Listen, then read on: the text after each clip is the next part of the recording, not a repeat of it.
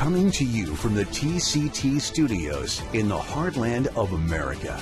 Truth shouldn't be complicated, but these days it often is, where faith, culture, and real issues shaping our world converge. Today, we cut through the noise. Welcome to Frankly Speaking. Welcome. I am Frank Amedia, and I can only be frank. Today, we continue the second segment of my conversation with our special guest, Dr. Erez Soref, president of One for Israel. Now, if you missed yesterday's program, I encourage you to watch it. Dr. Soref shared the remarkable testimony of coming to faith in Yeshua, the Messiah, and a journey that provides profound insight into the passion and calling that now compels him to serve both Jews and Arabs throughout Israel with the love and the hope of the Messiah.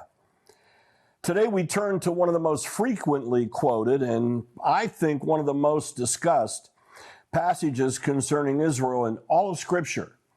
It's in Genesis chapter 12, verse 3, where the Lord speaks to Abram and declares, "I will bless those who bless you, and I will curse him who curses you. And in you all the families of the earth shall be blessed." This covenant promise did not end with Abraham. It continued through Isaac and Jacob and remains one of the foundational covenant passages that Christians throughout the world look to when considering their relationship to the Jewish people and the nation of Israel. Many believers sincerely desire to bless Israel. They generously support humanitarian efforts, help Holocaust survivors, assist Jewish families making Aliyah, and contribute to ministries serving those in great need. And I do believe those acts of compassion are noble, and they are worthy of our support, not because of fear or judgment, but because they reflect the very heart of God toward people in need. Yet there is an important theological question, and this deserves thoughtful consideration. Many of us have seen advertisements, particularly here in the United States, that appeal to Genesis 12:3, suggesting that if we financially bless Israel or help a Jewish person, that we can then expect God to bless us in return, while implying that failure to do so may somehow invite the opposite. Over the years, I have wrestled with that myself. On one hand, I have always believed that we should respond generously to those in desperate circumstances, whether they are Holocaust survivors, persecuted Jewish families, or anyone suffering and in need. Compassion should never be selective. But what did God truly intend when he spoke these covenant words to Abraham? What does it really mean to bless Israel? Is it simply a financial gift? Is it standing with the Jewish people during times of persecution? Is it praying for his peace of Jerusalem?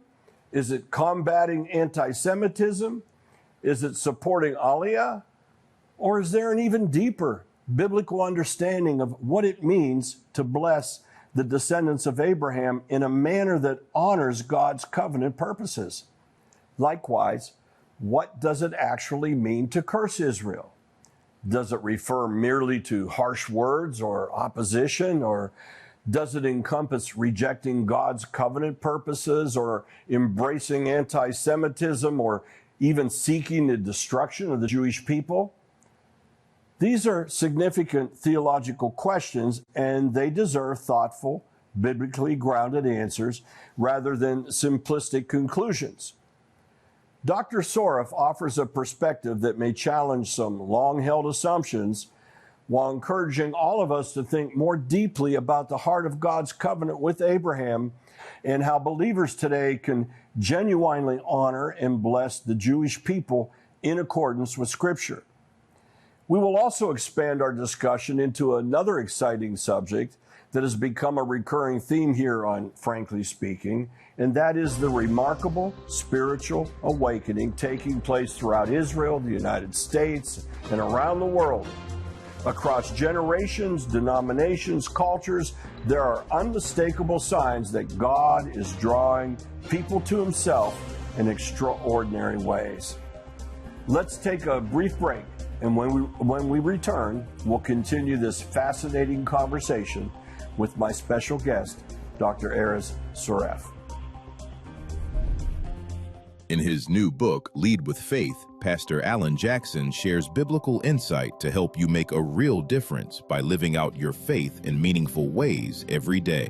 We'd love to bless you with this inspiring new book when you partner with TCT for only $30 a month. But that's not all. We'll also bless you with a bonus resource we know you'll love, From Good Thoughts to God Thoughts. To get Lead with Faith and From Good Thoughts to God Thoughts, just go to the TCT e-store or call 1-800-232-9855 today. And remember, you can see Alan Jackson Ministries right here on TCT. Well, we got all sorts of cultural excuses. Well, it's my private life. I'm not harming anybody else. Stop. Seek God. Let Him become the ambition of your life. Join us for Alan Jackson Ministries each Sunday at 1 p.m. Eastern and Tuesday at 6 p.m. Eastern, right here on TCT. Well, welcome, Dr. Soref. It is indeed wonderful to come together again today. And I want to explore with you two areas that I referenced in my opening today that you skillfully presented in a sermon that you gave, I believe, so many years back, on how not to bless Israel. And specifically, I want to get your insight today on 1, Genesis 12:3, and 2, the awakening, both of which you alluded to. Let's listen to a segment of this right now. Shalom to all of you. Good morning. It's great to be with you this morning. You know, as someone who's not American, who loves America, every time I come to America, I like to flip the Christian channels on and see what the most influential evangelical church around the world, the American church, what do you guys see? And I particularly try to look at what content there is there regarding Israel. And so if I was to believe what I see in Christian channels in Israel, it means that in every street corner in Israel, there is an elderly person hungry for bread, or a homeless child needing help, or there is a Jewish person somewhere around the world that needs financial assistance in order to immigrate to Israel. And it is implied on those shows that unless you call this number or go to that website and donate to this Orthodox rabbi's ministry, then it's just not going to happen. And you need to do that, they will tell you, because God says, those that bless you, I will bless. And actually, a lot of people do respond and donate what accumulates to millions and actually billions of dollars every year. But I do want to ask a few questions this morning. Is that what God meant when He said, those that bless you, I will bless? Are the Jewish people and the state of Israel, called the startup nation, truly need American evangelicals to financially support those causes? Even more importantly than that, is what you see on those Christian channels, is that the truly significant spiritual thing that is taking place? Well, Dr. Soref, there we have it. First, let's deal with Genesis 12:3, and first and foremost, welcome again. How not to bless Israel. Yeah, well, thank you. So first of all, it's so good to be with you again, Frank. Thank you for having me. Yes, so I think there is, as the video says, a lot of misconception on what does Genesis 12:3 mean. And I think in some way there are circles that are, that use that verse in very different ways. Now we live in a time where people say, wait, this verse has nothing to do with Israel. That's on the one extreme. On the other extreme is what I described in the video. And I think the most important thing that as followers of Yeshua, we need to think, to understand, first of all, is that yes, God has a plan for Israel within his plan for humanity. Israel is a vehicle and a clock, if you will, for God's plan for the entire world. And when we as followers of Yeshua ignore that, it's one form of making a mistake. When we, or just missing out on God's plan, when we as believers in Yeshua just want to support Jewish people in Israel blindly. Now, when I say blindly, by which I mean, we give to agencies that really we don't know what they do with the funding, I think that may be another form of just being misinformed. The important thing to understand, I would say two things. One, in this day and age, and I want to be very, very clear, I am extremely thankful for the many believers that have been praying for the salvation of Jewish people in the last decades, for the state of Israel in the current plan of God. This is definitely, I think, as we look at the Bible, part of God's plan, again, for all of humanity in these last days. And so I'm thankful for these people. However, I will say that sometimes there's a lot of misinformation that makes you think that the situation, particularly in Israel, is not quite as it is. Because as I alluded to in the video, Israel is actually a fairly wealthy country. We take care as a nation of our needy people. It doesn't mean that there are no needy people that we as followers of Yeshua need to support and help.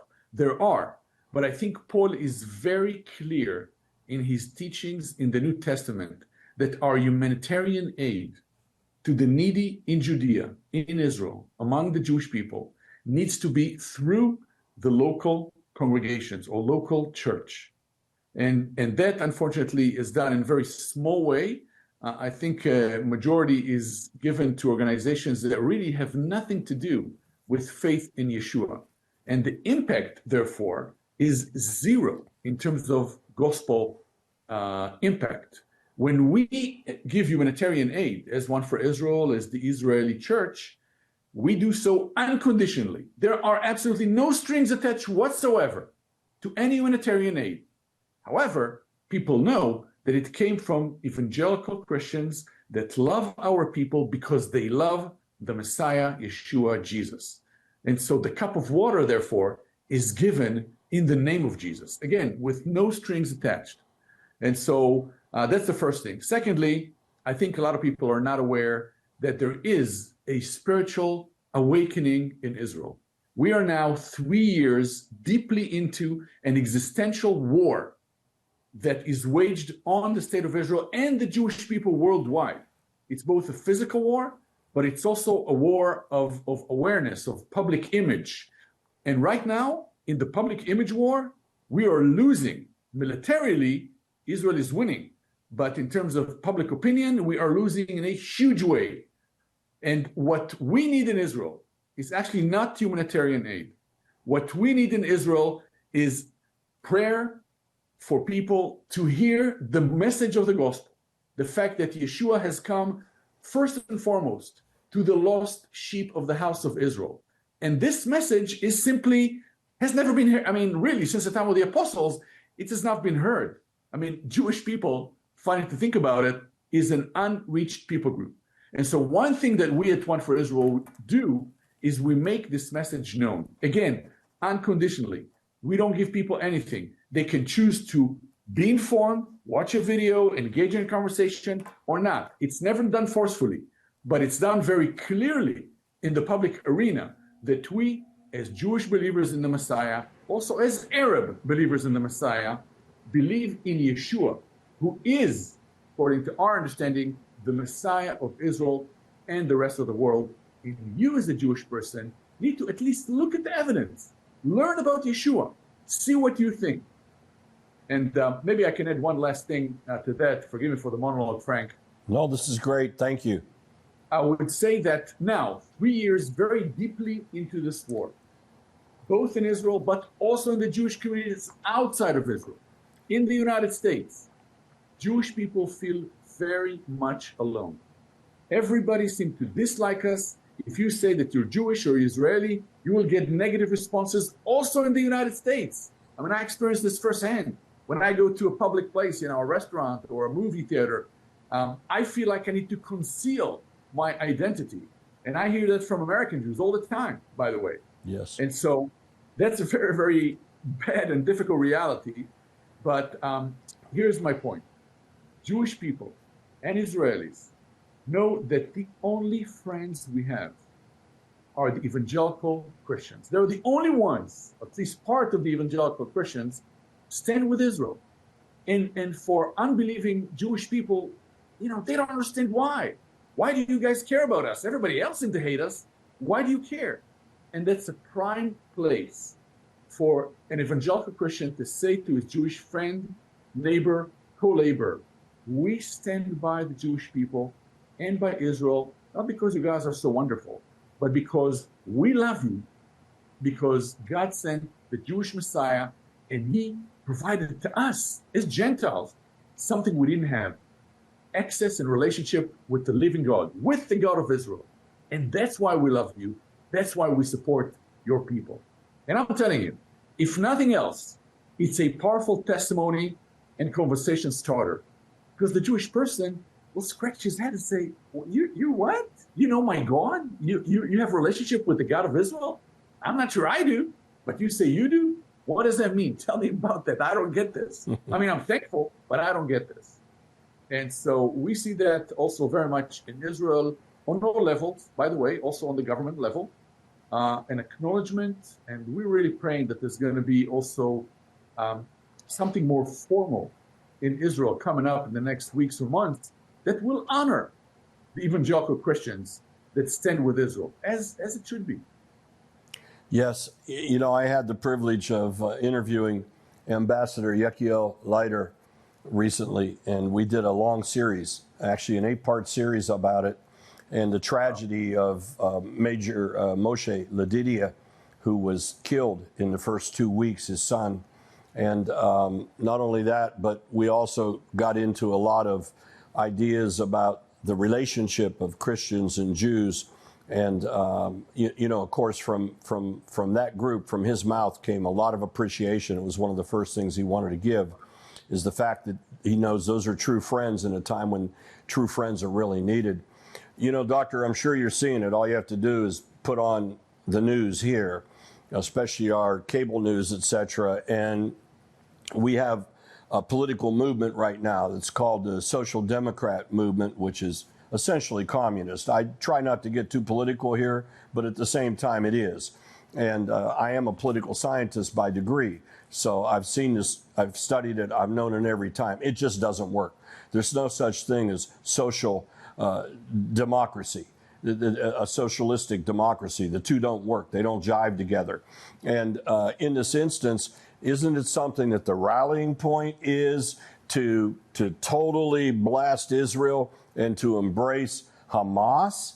Some of the polls we're seeing right now are showing that there are blinded people, that almost maybe 50% or more have a favorable opinion of Hamas. And I think, to my mind, that you didn't see Americans that got dragged and killed and raped, and you don't understand that the faith and the religion and the cult that they follow allows them to murder, kill, rape the infidel, and that if you're not them, you're the infidel. It's like, it's so crazy. But that's the time we're in, and that's the world that we live in right now. So our voice needs to be stronger than ever. But I think we're going to continue to see Israel get isolated more and more and more. I don't want to get into the prophetic side of it, but it seems to be appearing. But you know what? God is sovereign, and he's going to make them stronger. But out of that pressure cook, I think what you're telling me, what my friends are telling me that have congregations there, we know many of them together, what my friend Samuel Smodge is telling me, this is creating a vacuum of faith. And some of the young people are saying there's got to be more to this. Are you seeing something in that younger generation coming forth, Doctor? Absolutely.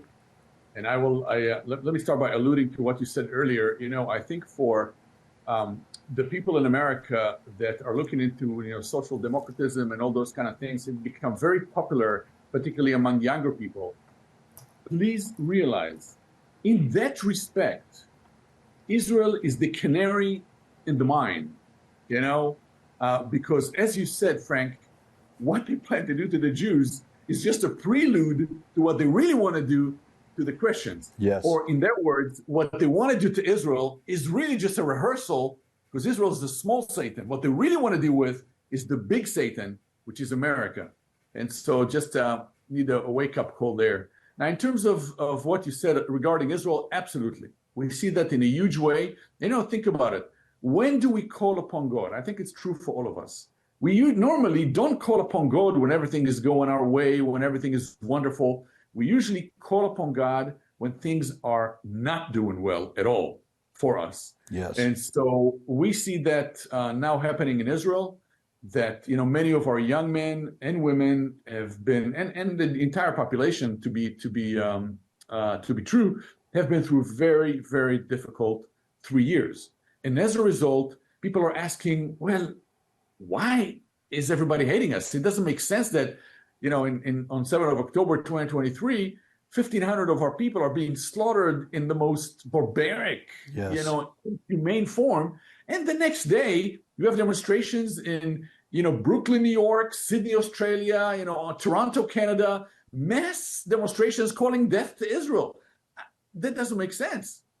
And I think a lot of people realize in Israel that there is a spiritual component, and many are looking for answers. They look for God. And so some of those people are also turning to us to ask questions about the Messiah, about Yeshua, about Jesus. And, something very interesting, I've been talking to some friends also here in the United States and in Europe. There's somewhat of that phenomenon, again, different shades of it. In Israel, it's because of the war, I think, and the pressure. I think in America and Europe, maybe other things. But here's the interesting common denominator. Among the people that are truly seeking, there are many young men. In the past, we would see more women seeking spiritual reality. Yes. Now we are seeing more men. And I think that's something very, very important that hopefully will transform, if God gives us grace, for another revival. That's the heart of a revival. When men turn to God, their families turn to God. And so we see that in Israel, we see that in the United States, we see that in Europe. It gives us hope. I hope, to me, gives a lot of hope and urges me to pray for a spiritual revival, one last big spiritual revival before, as you alluded to, things are going to... It's coming. It's coming even as we prepare the way for the coming of the Lord. Well, Doctor, It's been a wonderful time again today, and looking forward to you joining us again tomorrow. And thank you so much. I want our people to get excited about the principles you're going to bring in preparing the way of the Lord with Walking the Walls of Nehemiah. Now, I haven't read the book yet. Maybe I'll get a signed copy from the author. Maybe you could ask him for me. But I'm going to read it. But we're going to take a break. And we're going to go to this message, and then I'll be right back with you. And do tune in tomorrow with myself and Dr. Soref. Thank you, sir. Would you like to experience the miracles that come when you pray short, bold, powerful prayers? You need to get best-selling author Jensen Franklin's dynamic new book, The Power of Short Prayers. We'd love to bless you with this inspiring resource when you partner with TCT for only $30 a month. But that's not all. We'll also include 2 amazing bonus gifts, 31 Days of Prayer for My Nation and How to Pray, the best of John Wesley on prayer. To get the power of short prayers, along with these 2 bonus prayer resources, just go to the TCT eStore or call 1-800-232-9855 today. And remember, you can see Kingdom Connection each weekday here on TCT. You're not worthless. You are washed, and God calls you worthy. Tune in each weekday for Kingdom Connection at 6 a.m. and noon Eastern, right here on TCT.